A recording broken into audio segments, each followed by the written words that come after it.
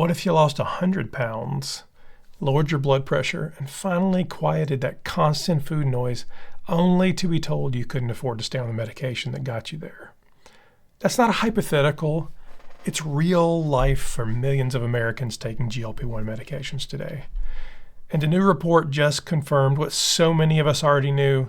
The system is broken, and it's failing people trying to control their health. Before I start, we're not doctors. If you're curious about GLP-1s or already on one, this episode is for you.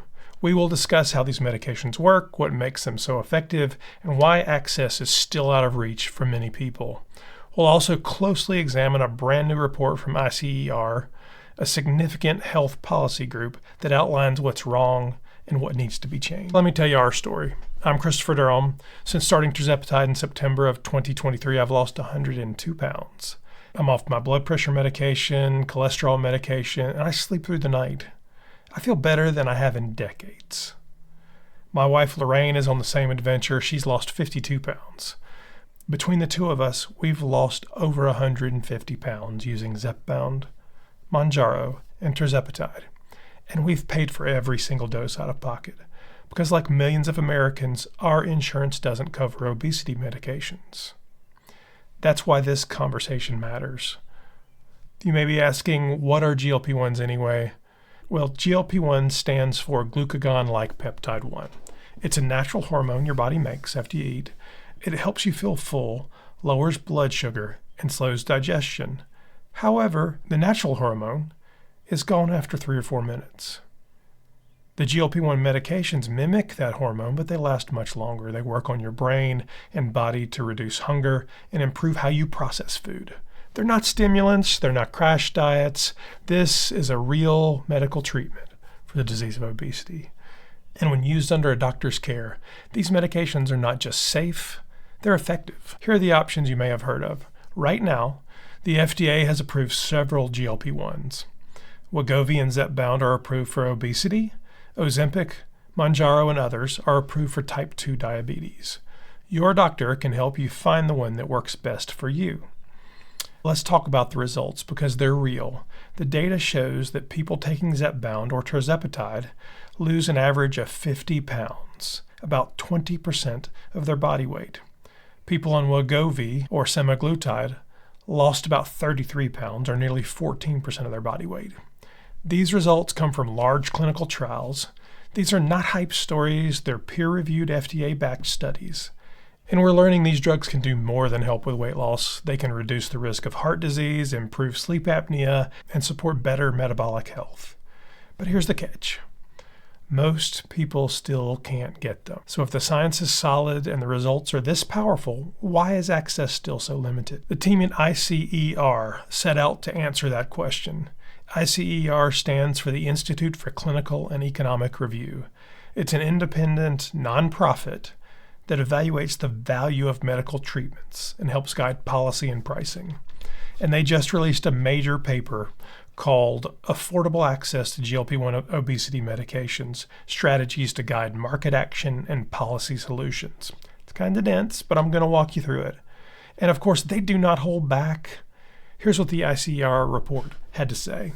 The report begins strong. The U.S. will stumble badly in introducing new obesity medications, reaping less of the benefit than it could, while reinforcing deeply entrenched disparities in access and health outcomes.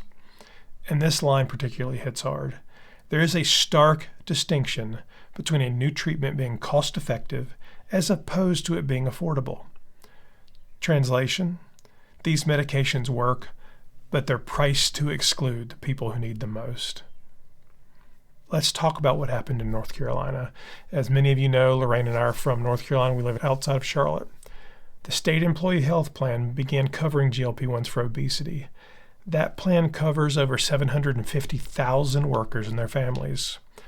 Costs exploded. Over $100 million were spent on these medications alone, more than they spent on cancer. The state of North Carolina tried to negotiate, but drug manufacturers reportedly said either cover everyone or you lose rebates entirely. One administrator told ICER, "I have to pay for everybody, even the folks for whom it is not cost effective, to get it for the folks it would be most cost effective for. In the end, the state of North Carolina dropped coverage completely. Thousands of people were cut off, and that story is not unique. And it gets worse when you look across states. ICER reports that only 13 states' Medicaid programs currently cover GLP-1s for obesity. Just 13 out of 50. That means your access to care depends on your zip code. Cross a state line and your insurance coverage could vanish. That's not health care.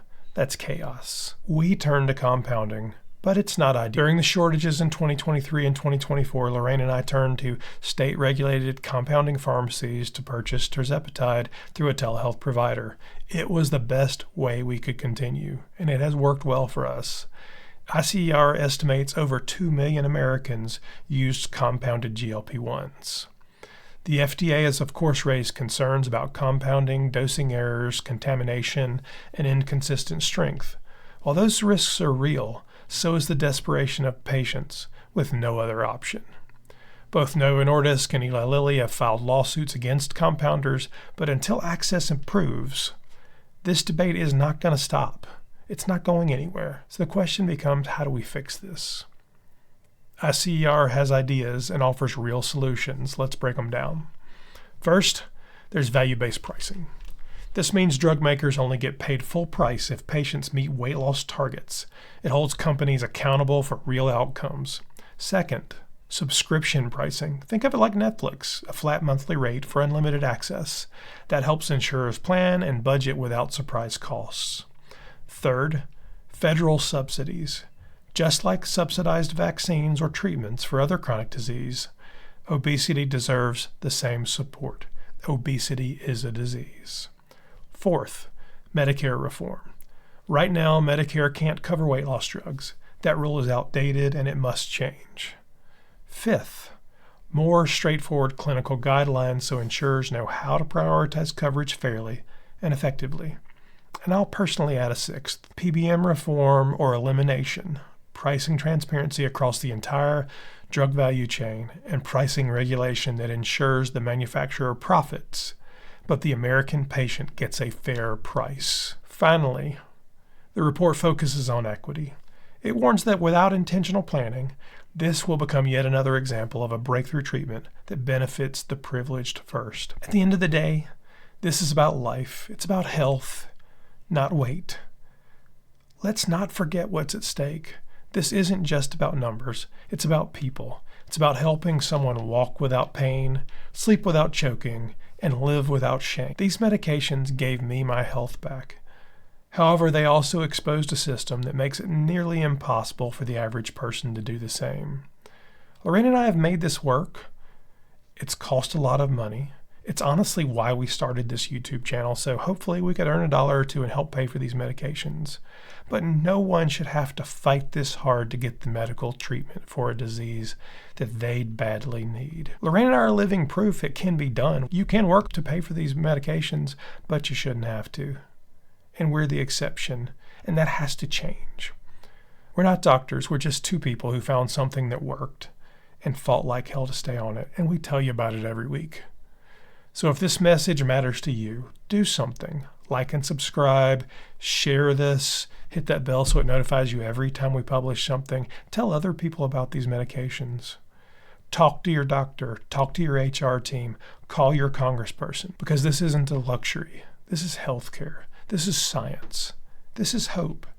I do believe we can make a difference. 74% of America have overweight or the disease of obesity. That's more than any party, more than any religion, more than any group out there. Working together, we can make a difference. We can change things. We can make these medications and the treatment for the disease of obesity more accessible and more affordable. I do have hope, and I hope you do. I'm Christopher Durham, and we are The Downsized.